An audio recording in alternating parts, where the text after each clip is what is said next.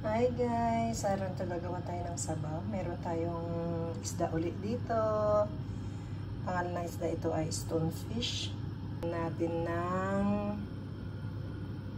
anong pangalan nito? Red dates. Tapos yung waisan at saka orange skin. At ito yung mga Chinese ingredients. Di ko alam ang mga pangalan yan. Pero yung brown na yan, ito ay yung yan, ginseng. Meron na tayong lean pork dito. I-blanch muna natin bago natin lagay sa ating sabaw. At yan, magpakulo muna tayo ng tubig bago natin lagay sa ating sabaw.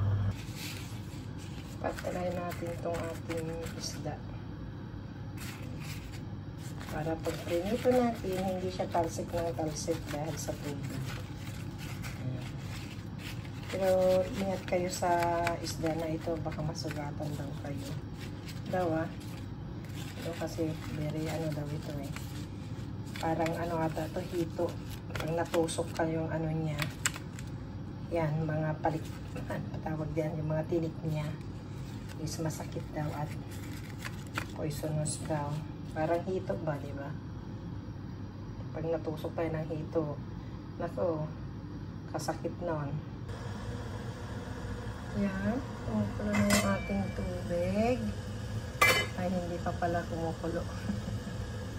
Pagkulo niyan, ilagay natin yung mga ingredients. Ayan, nakulo na. So, ilagay natin itong mga ingredients. Pakulaan natin ng 30 minutes.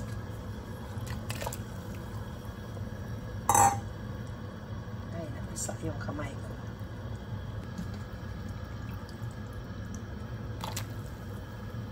Ayan, pakulan natin ng 30 minutes. Yan, piprito na natin yung ating isda. Lagyan natin ng mantika ang ating kawali. Lagay natin yung luya. Yung luya, wag natin siyang balatan para magkaroon ng aroma daw.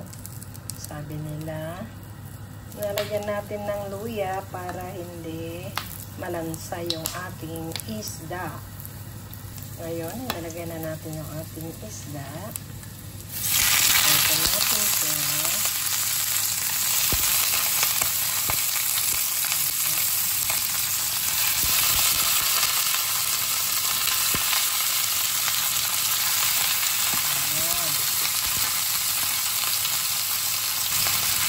Takpan natin para magpagsita ng ating mantika.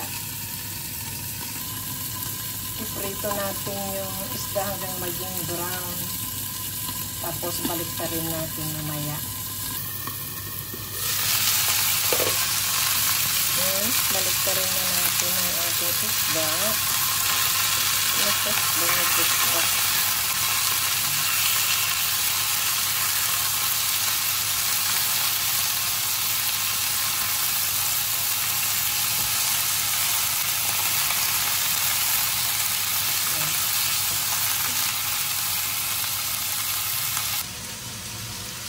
Tapos i-cook natin itong itong tubig niya doon.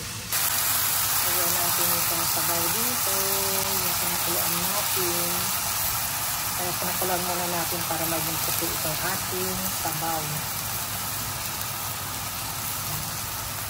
Salin natin dito. Tapos ibalik natin doon.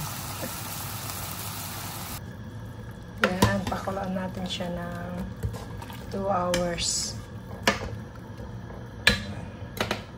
Tapos saka natin siya sasalain.